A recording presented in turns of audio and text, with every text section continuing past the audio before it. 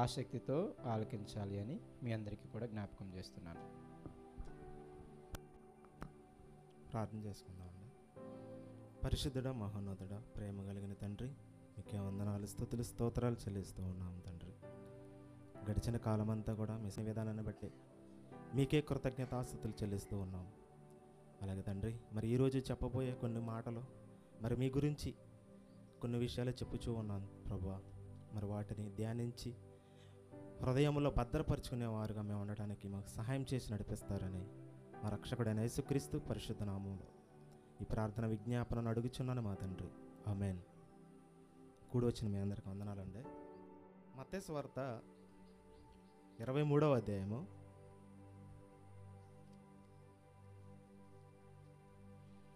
34, 35 వచనాలు ఒకసారి మనం చూద్దాం.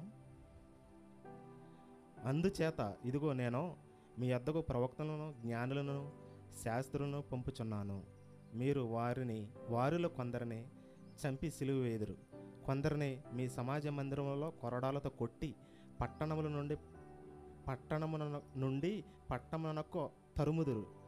నీతిమంతుడైన హేబేలు రక్తం మొదలుకొని పీఠమునకు దేవాలయమునకును మధ్య మీరు చంపిన బెరకే కుమారుడైన జకర్యా రక్తము వరకు భూమి మీద చిందించిన నీతిమంతుడైన రక్తము మీ మీదకి వచ్చును. నీతిమంతుల రక్తం మీ మీదకి వచ్చును. ఈ విషయాన్ని చెప్పాడు యేసు ప్రభు.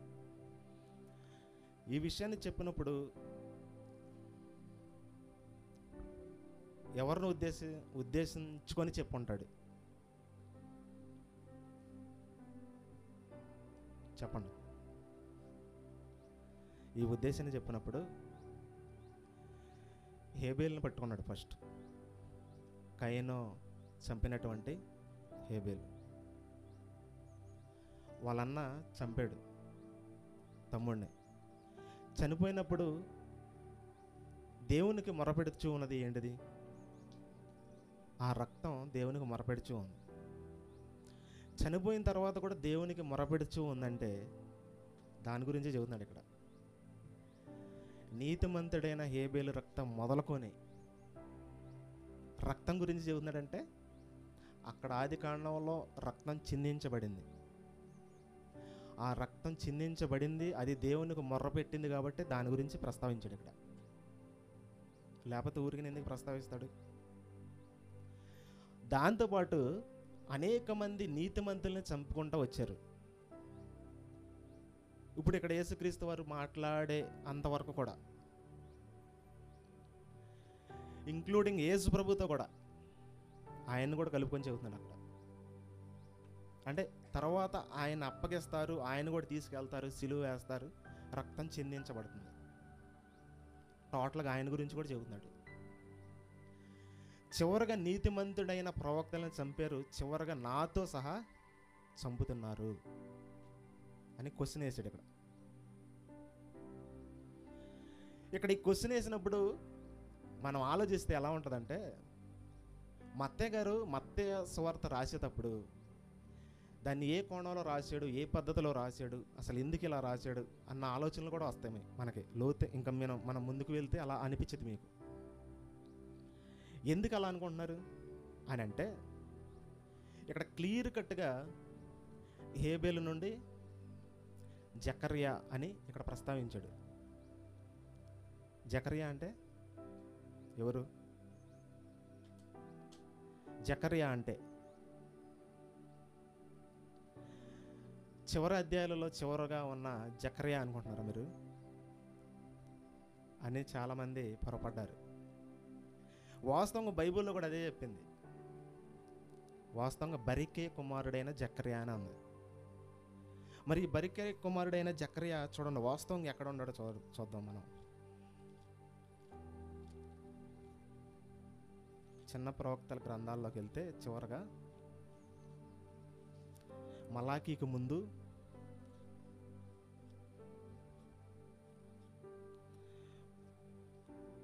చూడండి 1వ వచనం ఫస్ట్ నుండి.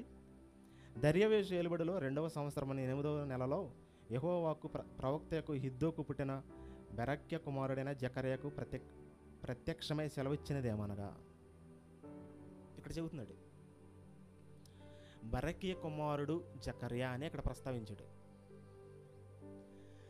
ఇక్కడ బరకీయ కుమారుడు జకర్యా ఈయన ప్రవక్త. ఈ ప్రవక్త మరి మందిరంలో చంపబడలేదు కదా, అంతేనా కదా? కింద చదువుకుంటూ వెళ్ళండి మీరు.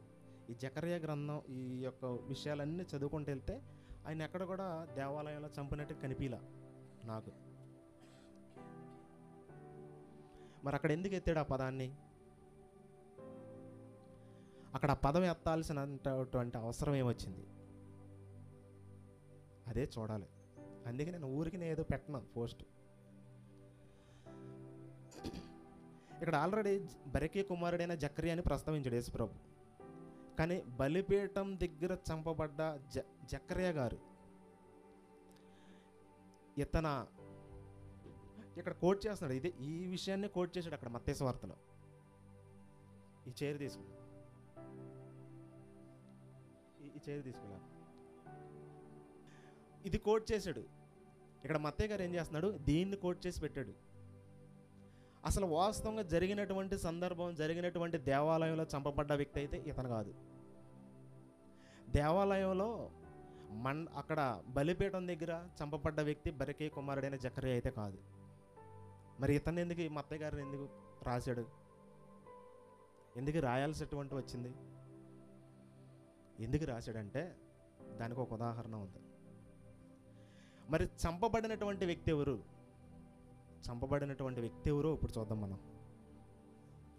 దినవృత్తాంతంలో 2వ దినవృత్తాంతం గ్రంథం 2వ దినవృత్తాంతములు 24వ అధ్యాయము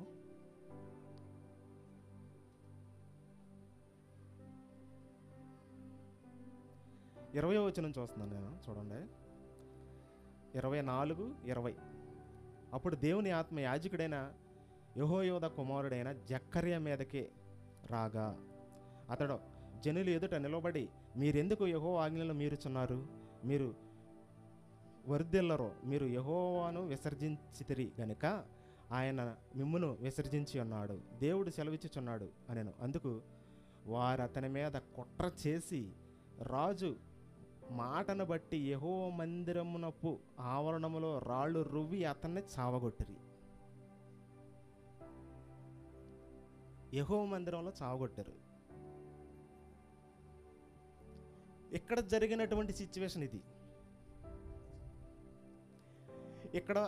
ఇక్కడ జకర్యా, వీళ్ళ నాన్నగారు ఎవరు? యెహోయాదా. ఆయన ప్రధాన యాజకుడు దేవాలయంలో. ఆ ప్రధాన యాజకుడు కుమారుడే ఆయన యాజకుడు, ఆయన జకర్యా. ఈ ఉద్దేశాన్ని తీసుకెళ్ళి ఇక్కడ మనం మత్తయి సువార్తలు చూస్తే, ఈ ఉద్దేశం మత్తయి సువార్తలు చూస్తే మత్తయి గారు ఈ ఉద్దేశాన్ని అయితే రాయాలి అక్కడ. అంటే ఈ ఉద్దేశం అది, ఇక్కడ చెప్పబడినటువంటి ఉద్దేశం అది. కానీ అక్కడ ఉద్దేశం ఏమి రాశాడు? బరకీయ కుమారుడైన తండ్రి పేరు మార్చేశాడు అక్కడ. జకర్యా వేరే జకర్యా, బరకీయ కుమారుడు. ఇక్కడ యెహోయాదా కుమారుడు జకర్యా. ఆలోచించారా? ఇక్కడ యెహోయాదా కుమారుడు జకర్యా, ఈ ప్రస్తావన ఈ దేవాలయంలో బలిపీఠం దగ్గర చంపబడినటువంటి వ్యక్తి ఇతను. ఈ యొక్క మ్యాటర్ని తీసుకొని వెళ్ళి అక్కడ పెట్టాడు మత్తయి సువార్తలో మత్తయి గారు. అక్కడ పెట్టినప్పుడు అక్కడ ఏమని రాశాడు? బరకీయ కుమారుడైన జకర్యా అని రాశాడు. అలా రాయడానికి గల కారణం ఏంటి? వాక్యం లోతుల్లోకి వెళ్తున్నాను, అందుకే మీకు కొద్ది గట్టిగా ఉంటుంది. ఇలా రాయడానికి గల ఉద్దేశం అంటే, ఇప్పుడు ఈ రోజుల్లో చూసుకుంటే ఒక తల్లిదండ్రులు కాకుండా ఇంకో తల్లిదండ్రులను పెట్టేస్తే వాళ్ళ ప్లేసులు ఎలా ఉంటుంది చెప్పండి? వీళ్ళు చచ్చిపోయింది వీళ్ళు అని పెడితే ఎలా ఉంటుంది?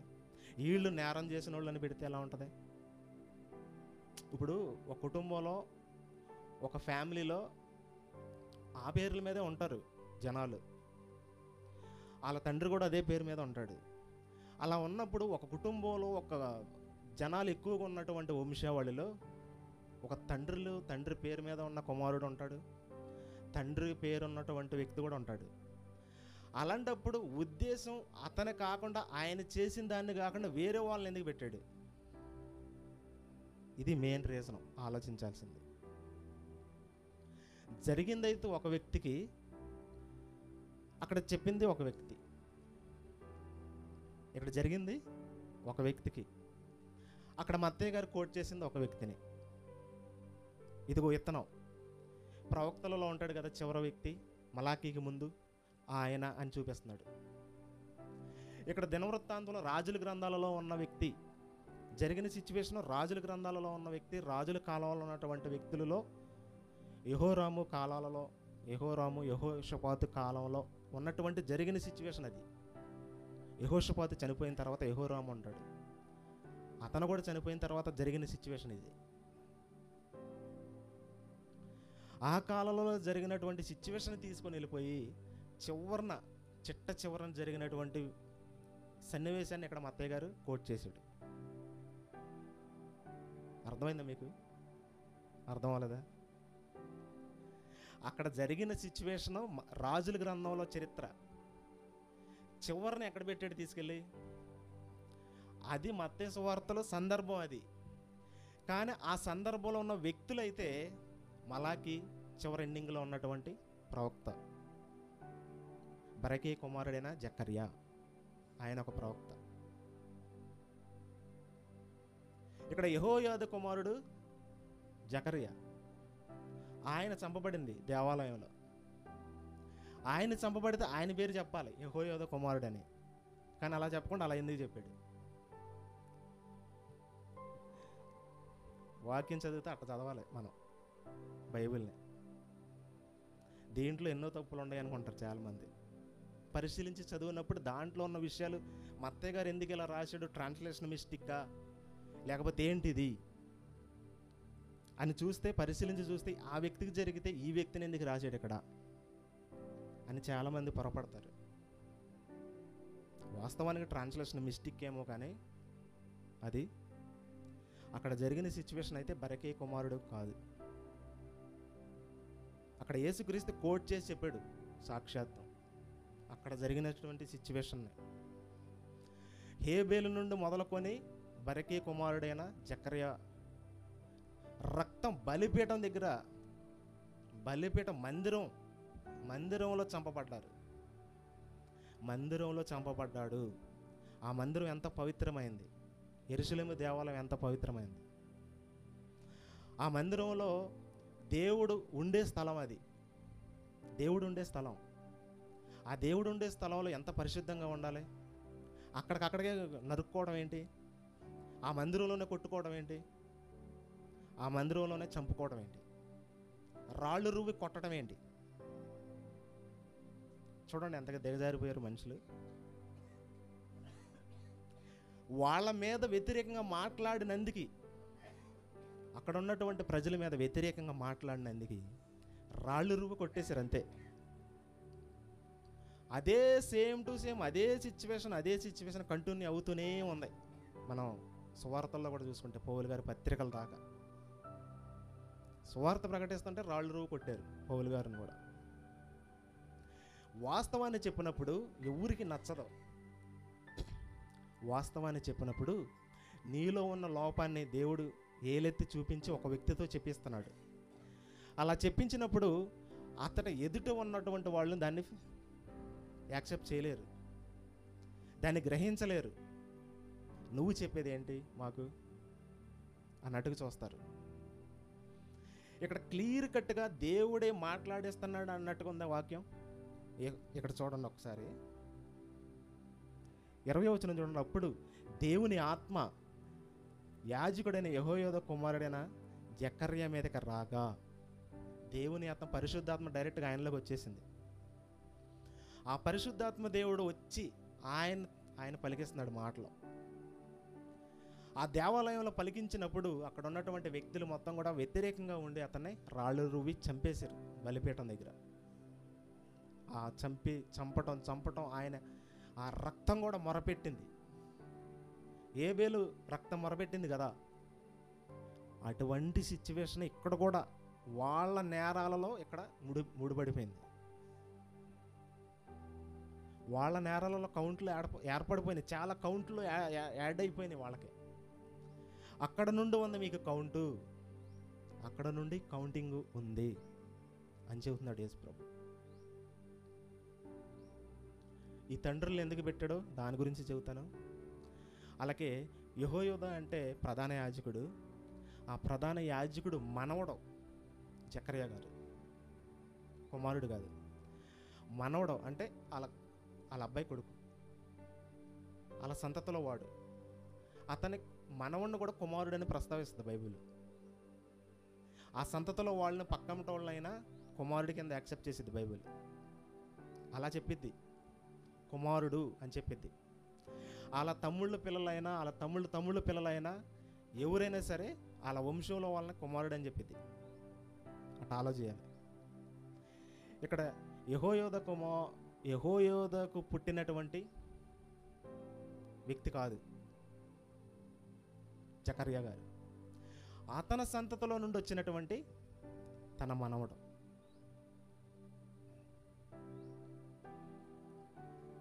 ఈ సిచ్యువేషన్ మీకు అర్థం అవ్వాలి. ఇలా ఎందుకు జరిగింది అంటే, యెహోయాదా ఉన్నప్పుడు ఆయన ప్రధాన యాజకుడిగా ఉంటాడు. ఆ ప్రధాన యాజకుడిగా ఉన్నప్పుడు అంతకుముందు ఎవరు పరిపాలించారంటే రాజులు. మీకు బాగా నోటెడ్ అయ్యే వ్యక్తి ఒక ఆడమ్మాయి ఉంటుంది. ఎవరు? ఎస్తేర్ కాదండి, యెజబేలు ఉంటుంది. యెజబేలు కూతురు అతల్య ఏం చేసిద్దంటే యెహోరాముని పెళ్లి చేసుకొని అతని ద్వారాగా అహజ్య అనే కుమారుడిని కంటది. కన్న తర్వాత అతను రాజు అయిన తర్వాత, రాజుని చేసిన తర్వాత ఆ రాజు చనిపోతాడు కొంతకాలానికి. చనిపోయిన తర్వాత దావీదు వంశంలో నుండి వచ్చే గోత్రికులు, రాజు వంశంలో వచ్చే వాళ్ళందరూ చంపించేస్తే వచ్చే క్రమ సంఖ్యను మొత్తాన్ని, అప్పుడు వరకు ఉన్న క్రమ సంఖ్యను మొత్తాన్ని చంపించేసింది. ఒకే ఒక వ్యక్తిని తప్పిస్తారు. ఒకే ఒక వ్యక్తిని, ఆహాజ్ అని ఒకే ఒక వ్యక్తిని దాచేస్తారనమాట. దాచేసిన తర్వాత ఆమె టైంలో ఏం జరిగిద్దంటే, మందిరంలో యెరూషలేము దేవాలయం ఉంది కదా, ఆ యెరూషలేము దేవాలయంలో ఆమెకంటూ ప్రత్యేకంగా బలులు అర్పించేవాళ్ళు. దేవుని పరిశుద్ధ ఆలయంలో దేవుని కోసం ఉపయోగించే పాత్రలు ఉంటాయి, చాలా పవిత్రమైనవి ఉంటాయి. ఆ వస్తువులన్నిటిని తీసుకొని వెళ్ళి ఏమొక సపరేట్గా అన్ని దేవతలను పెట్టినప్పుడు, అన్ని దేవతలకు పూజలు చేసినప్పుడు, ఆ ప్రతిమలను పెట్టినప్పుడు వాటికి దూపాలు వేశారు. వాటికి చేయించిందేమో, వాటికి దేవుని మందిరంలో ఉన్నటువంటి ఉపకరణాలని ఆ తల్లి ఏం చేసిందంటే,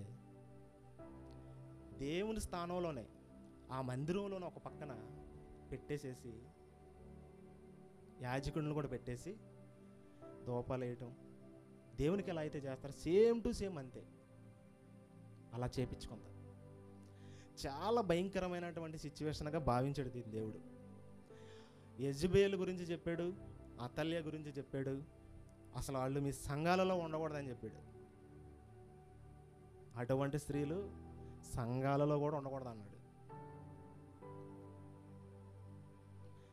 సంఘంలోనూ దేవుని మందిరంలో డివైడ్ చేసేసారు. యూదులను డివైడ్ చేసేసారు. మందిరంలో దేవుని వైపు ఒక పక్క ఆరాధిస్తే, ఇటు పక్క ఏమంకే ఒక పక్క. అట్లా జరిగినప్పుడు చూడండి ఒకసారి, నేను ఒక రెఫరెన్స్ చూద్దాం, మనం ముందుకు వెళ్దాం.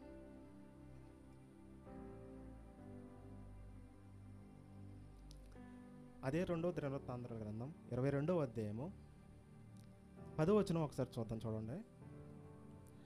అహజ్య తల్లి అయిన అతల్య తన కుమారుని చనిపోయిన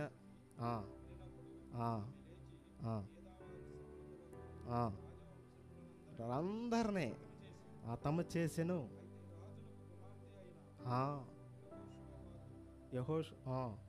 చంపలేకపోయాను. యెహోషాపాతు అహజ్యకు సహోదరి. 6 సంవత్సరాల తర్వాత వారితో కూడా దేవుని మందిరములో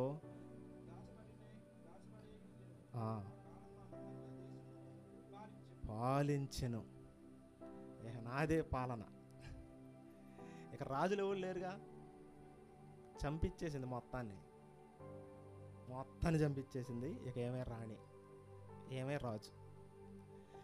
ఏమో చెప్పినట్టేనా కింద ఉండోళ్ళు మొత్తం ఏం చెప్పినట్టు, ఏది చెబితే చేయాలి, ఏది చెబితే అది అక్కడ జరగాలి. ఏమో చెప్పినట్టు అక్కడ ఆల్రెడీ, అందుకనే అక్కడ యెహోయాదు ఎందుకు అంత నిర్ణయం తీసుకున్నాడంటే అసలు దానికి కారణం, అతల్యాన్ని కూడా చంపడానికి కారణం ఎవరంటే యెహోయాదా ప్రధాన యాజకుడు.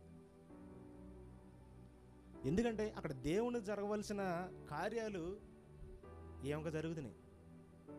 ఏమో ఉపకరణాలన్నీ తీసుకొని ఏమక చేసుకుంటుంది. ఏమక చేసుకుంటుంది కాబట్టి ఆయనకు కోపం వచ్చి ఇలా కాదని వాళ్ళ సంతతిలో వాళ్ళని పోగేసి, అనేక మందిని పోగేసి ఆమెనే సీటు దింపించేశాడు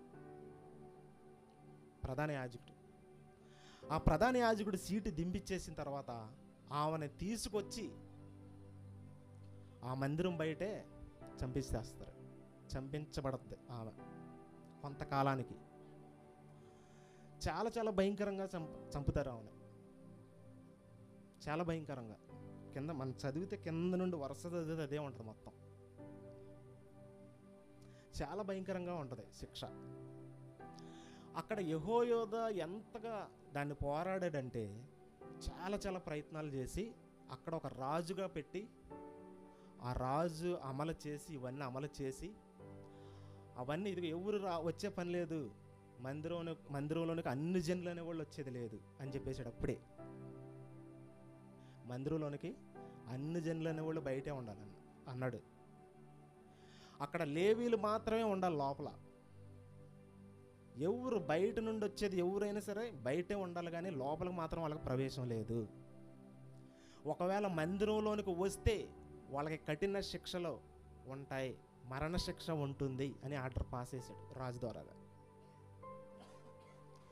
ఆ రాజు ద్వారా ఆర్డర్ పాస్ చేసిన తర్వాత ఆ రాజు దాన్ని పాస్ చేసి ఆ చెప్పే టైంలోనే, ఆ సిచ్యువేషన్లోనే యెహోయాదా కొంతకాలానికి చనిపోతాడు. అవన్నీ చెప్పిన తర్వాత అదే తర్వాత కొంతకాలానికి చనిపోతాడు. ఒకసారి చూద్దాం. అది 23వ అధ్యాయము 6వ వచనం చూడండి. చెబుతున్నాడు ఇక్కడ 23:6,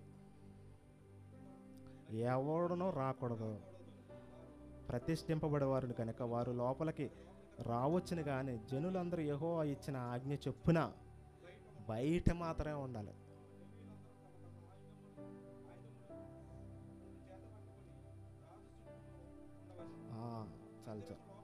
చాలండి, చాలు. ఇక్కడ అతల్యాన్ని చంపిన విషయం చూడండి. 24:6 చూడండి. 24:6, రాజు ప్రధాన యాజకుడైన యెహోయాదును పిలిచి, దుర్మార్గురాలైన అతల్యాను అతని కుమారులను దేవుని మందిరమును పాడు చేసి యెహోవా మందిరము సంబంధమైన ప్రతిష్టములను అన్నిటినీ బయలుదేవతలకు పూజలు, అది దాన్ని చదువుకుంటే కిందకి వెళ్తేనే అతను తీసుకొచ్చి చంపించేస్తాడు. అస్సలు కోరుకోడు దేవుడు. అప్పుడు ఒక రాజుని పెట్టిన తర్వాత ఆ సంతతిలో యెహోయాదు సంతతిలో వాడే జకర్యా. ఆ జకర్యా గారు వచ్చి చెబుతుంటే వచ్చి రాళ్ళతో కొట్టేశారు. ఆయన అంతటా ఆయన చెబుతున్నాడేంటి, అక్కడ దేవుని ఆత్మ ఆయన మీదకి వచ్చిందని ఉందా లేదా? అక్కడ దేవుని ఆత్మ ఆయన మీదకి వచ్చింది. ఆయన లేచి ప్రవచించాడు, మందిరంలో ప్రవచించినప్పుడు వాళ్ళకి వ్యతిరేకంగా ఉంది. అది అక్కడ ఉన్నటువంటి జనాలకి వ్యతిరేకంగా ఉన్నప్పుడు రాజు దగ్గరికి వెళ్ళి ఆజ్ఞ తీసుకొని రాళ్ళతో కొట్టి చంపేశారు. రాళ్ళతో కొట్టి చంపేశారు.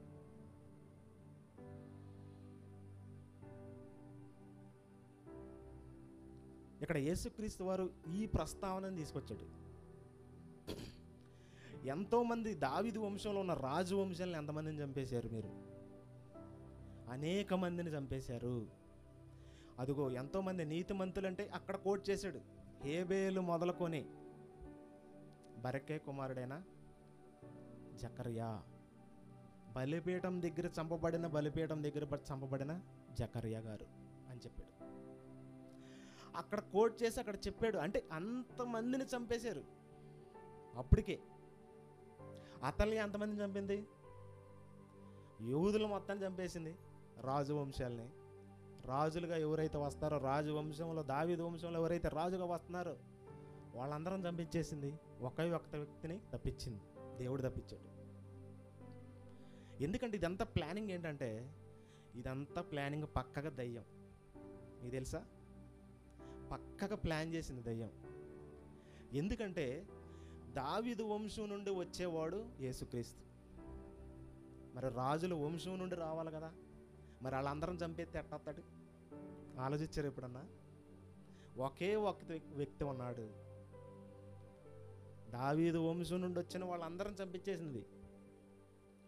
అసలు ఇదిగో దావీదు వంశం నుండి వస్తున్నాడంట, అసలు ఈ రాజుల వంశాన్ని లేపెత్తే పోలా, అప్పుడు ఎట్టొస్తాడు అని ఫిక్స్ అయిపోయింది. అంతేనే కదా, అట్లా క్లియర్ కాబడుతుంది మనకు ఆల్రెడీ. దాంతో పైపెచ్చు ఆ మందిరంలోనికి వెళ్ళిపోయింది. ఆ మందిరంలోకి వెళ్ళిపోయే ఆరాధనలు అది దాని అంతటికి అదే చేపించేసుకుంటుంది మనుషులతో.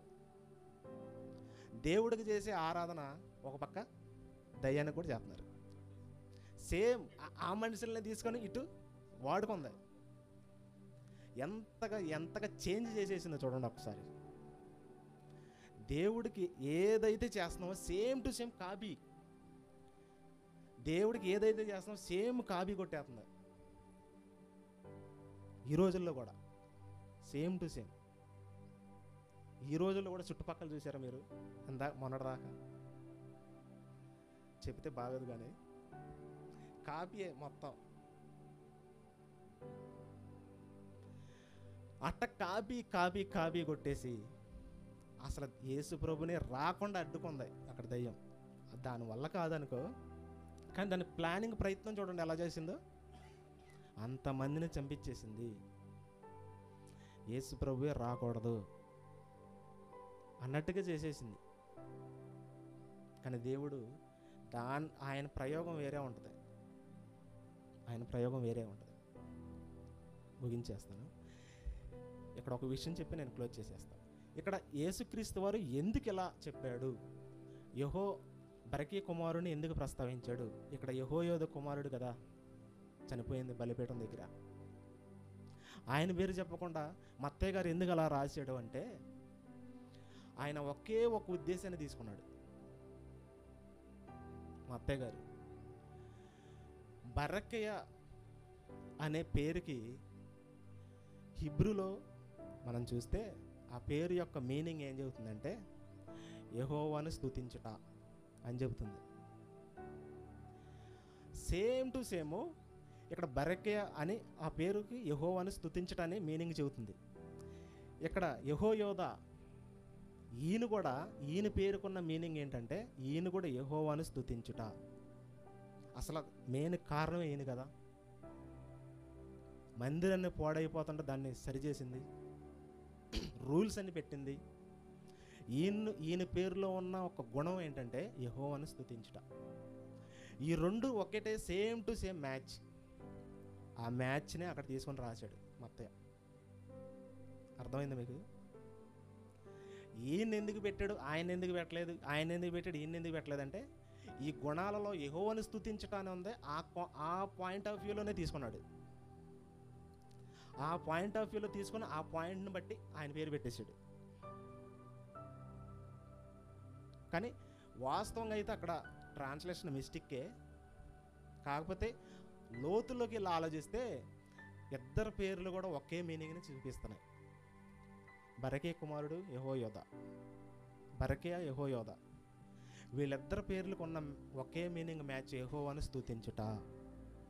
ఆ స్తుతించుటలో వీళ్ళిద్దరితో సేమ్ ఈక్వల్గా ఉంది కాబట్టి ఆయన పేరును అలా రాశారు. ఇది దీంట్లో ఉన్న లోతైన అర్థం. గమనించండి, ఆలోచించండి. మనం ఏదో బైబిల్ సింపుల్గా చదువుకుంటూ వెళ్తే రాదు. అది ఎందుకు నేను ఆల్రెడీ గ్రూప్లో పెట్టాను. ఇది మీరు ఇంటికాడన్నా చదువుతారా, లేకపోతే ఏదన్నా డౌట్లు ఉన్నాయా, లేకపోతే దీంట్లో లోతైన భావాలు ఏంటి అని ఆలోచిస్తారేమో అనుకున్నా. ఆలోచించారో లేదో మరి నాకైతే తెలియదు, కానీ అదంతా దేవుడే చేసుకుందాం. పరిశుద్ధుడా, ప్రేమ కలిగిన తండ్రి, మీకే వందనాలు, స్తుతులు స్తోత్రాలు చెల్లిస్తున్నాం తండ్రి. గడిచిన కాలం అంతా కూడా మీ సజీవ లెక్కలో ఉంచారు. అలాగే తండ్రి, మరి సాతాను యొక్క ప్లానింగ్ అనేది ఎంతో వేగంగా ఉంది. మరి మీ పిల్లల పట్ల దాని యొక్క ప్లానింగ్ అనేది మార్పులు చేర్పులు చేసుకుంటూ ఉంటుంది ప్రభువా. అలాగే మా పట్ల కూడా దాని యొక్క ప్లానింగ్ అనేది ఎలా ఉందో తండ్రి, దానికి చోటు ఇవ్వకుండా మీ పనుల్లోనే విలీనం అయిపోయి ఉండేవారుగా మేము ఉండడానికి మాకు సహాయం చేయండి ప్రభువా. మరి శోధనలోను, ఇబ్బందుల్లోను, ఆటంకాల్లోనూ వాటిల్లో చిక్కుకొని మరి అపవాది పెట్టే యొక్క భయంకరమైనటువంటి బాణాలకి పడిపోకుండా మరి యొక్క శక్తి కలిగిన వాక్యాన్ని పట్టుకొని దాన్ని నెమరవేసుకుంటూ తండ్రి, మీ యొక్క ఆజ్ఞల ప్రకారంగా ముందుకు కొనసాగేవారుగా మేము ఉండడానికి సహాయం చేసి నడిపించండి. ప్రతిదీ కూడా తండ్రి మీ వాక్యానుసారంగా నడుచుకునేవాడుగా ఉండడానికి సహాయం చేయండి. మరి మీ వాక్యంలో ఉన్న లోతైన విషయాలను మేము ధ్యానిస్తూ ఉన్నాము. మంచి విలువైన విషయాలను మాకు నేర్పించారు. ఇందుని బట్టి మీకే కృతజ్ఞతాస్తుతులు చెల్లించుకుంటూ మా రక్షకుడును మీ ప్రియకుమారుడైన క్రీస్తు పేరిట ఈ ప్రార్థన అడుగుచున్నాను మా తండ్రి. ఆమేన్, ఆమేన్, ఆమేన్.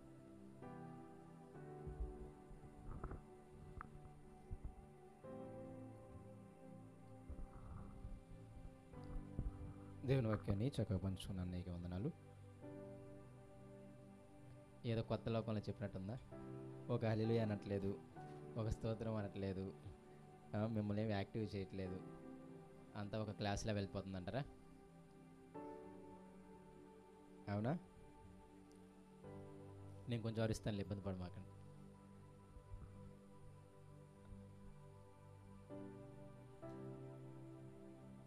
సరే, కళ్ళు మూసుకుంటే చిన్న ప్రార్థన చేద్దాం. కుదిరితే అందరం ఒకసారి లేచి నిలబడదాం.